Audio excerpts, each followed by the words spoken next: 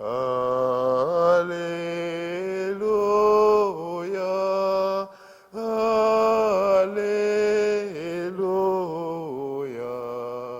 Alleluia,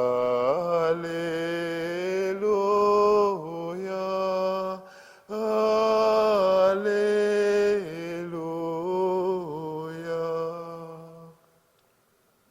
The Lord be with you. A reading from the Holy Gospel according to John. Jesus said to his disciples, "When the Advocate comes, whom I will send you from the Father, the Spirit of truth, who proceeds from the Father, he will testify to me. And you also testify, because you have been with me from the beginning. I have told you this so that you may not fall away. They will expel you from the synagogues. In fact, the hour is coming when everyone who kills you will think he is offering worship to God. They will do this because they have not known either the Father or me. I have told you this so that when the hour comes, you may remember that I told you." The Gospel of the Lord. Praise to you, Lord Jesus Christ.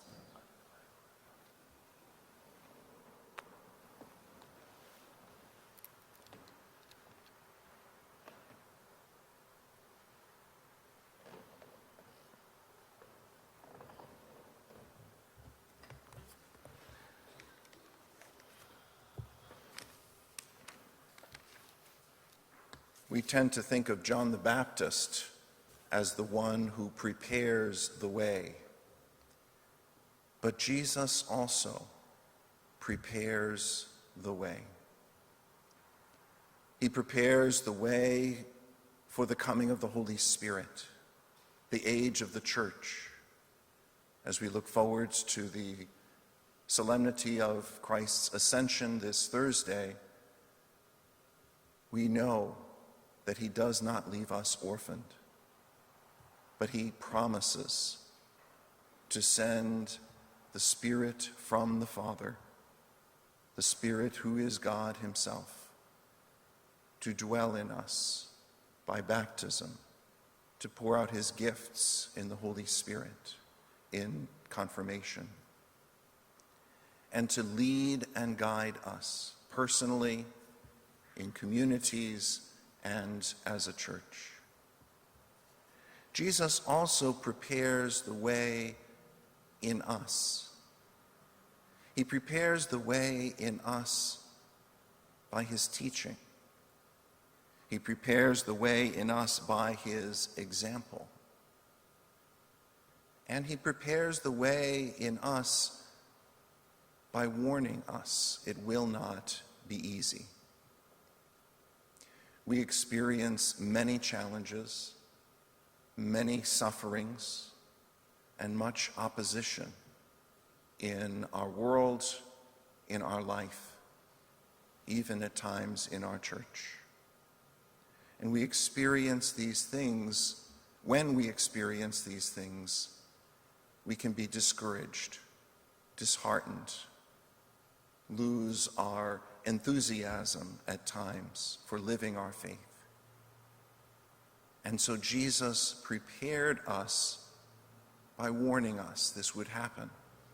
We heard it in yesterday's gospel, John chapter 14, and again in John 15 today.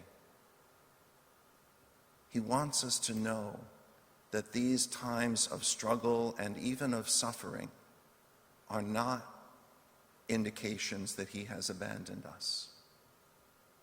No. In fact, they're usually signs that we are walking closely with him when we experience persecution or ridicule or apathy. in the lives of those around us. Jesus warns us so that we will not lose heart. The role of the Holy Spirit is so important. And so we need to hear Jesus' words.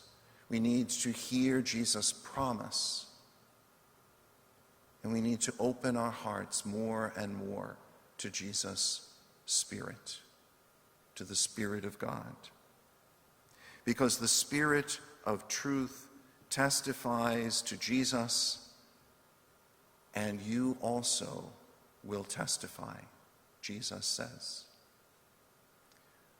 So don't forget to look back, not only into the times of the Scriptures, but in our own lives, in our own community, for the signs of God's Spirit at work. Those of us who knew Deacon Ken can think of many examples of God's Spirit at work in and through his life and ministry, through his family, who we're blessed to pray with here today, and through his long-suffering in the end, but his trust in the mercy of God. The divine mercy is a particular devotion of Deacon Ken's that he has shared with us. May we always see in the Scriptures, in our past, and in our communities of faith, signs of God's Spirit at work, and be heartened, strengthened, and have courage to walk more closely with the Lord.